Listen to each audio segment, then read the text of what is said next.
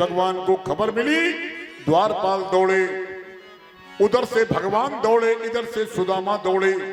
3 द्वार, 3 कक्ष, 3 ड्योढ़ी, 3 प्रकार के वस्त्र और 3 गुणों का त्याग करके सुदामा और कृष्ण मिले गले में।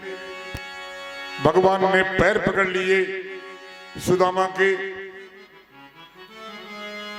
पूछा गया कि सुदामा पहले कृष्ण से मिले या पहले कृष्ण सुदामा से मिले। परीक्षित जी, एक प्रश्न आया कि सुदामा पहले कृष्ण से मिले कि कृष्ण सुदामा से पहले मिले। तो एक कवि ने अपना अनुमान दिया है, जहां ना पहुंचे रवि वहां पहुंचे कवि, और जहां ना पहुंचे कवि वहां पहुंचता है अनुभवी। दोनों दौड़े, दोनों झपटे, बल सहित प्रेम का पौन मिला। और ये कहना बहुत ही मुश्किल है,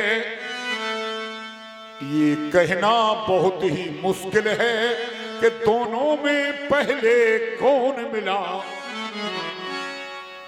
ये कहना बहुत ही मुश्किल है कि दोनों में पहले कौन मिला। भगवान ने सुदामा को स्नान कराया। सुदामा के पैर में कांटे लगे हुए थे।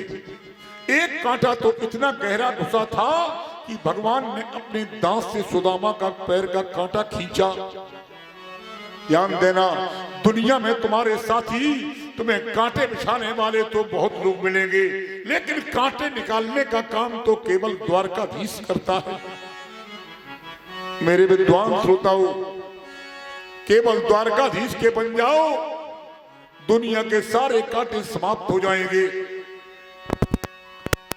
मेरे विद्वान श्रोताओं, सुदामा को स्नान कराया गया। सुदामा ने पूछा, भैया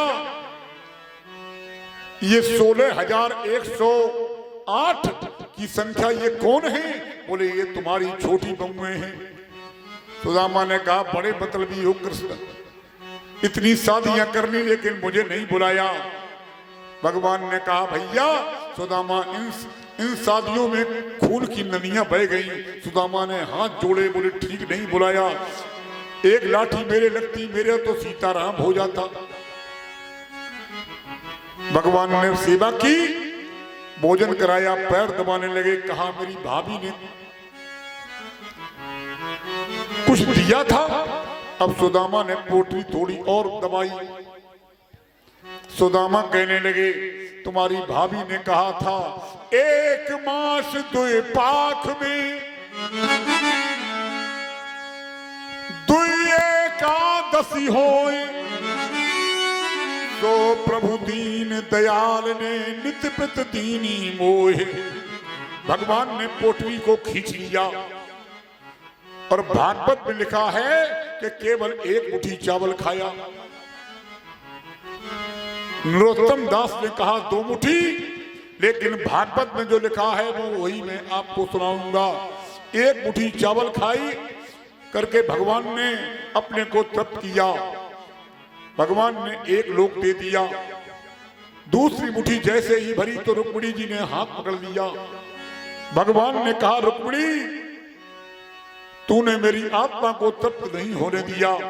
मैं तुझे वचन देता हूं कि आने वाले युग में धरती पर जहां भी पूजा होगी तो मेरी पूजा राधा रानी के साथ होगी, लेकिन तूने मेरा हाथ पकड़ लिया, इसलिए रुक्मिणी तेरे साथ मेरी कहीं पूजा नहीं होगी।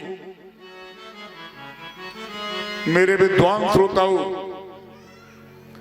भगवान ने 1 लोक दे दिया। सुदामा की बहुत सेवा की और सुदामा से कहा, मेरी भाभी से कह देना। भगवान ने कहा, सुदामा मेरी भाभी से कह देना। सुदामा ने कहा, प्रभु हम क्या कह दें? तो भगवान कहने लगे, भाभी से कहना, होनी थी वो हो चुकी, अब नहीं ऐसी होए। होनी थी वो हो चुकी, अब नहीं ऐसी होए। और भाभी तेरे भवन में अब रोज द्वादशी होए। मेरे विद्वान श्रोताओं, इंसान जब देता है तो दुनिया को दिखा कर देता है, और भगवान जब देता है तो छुपा करके देता है।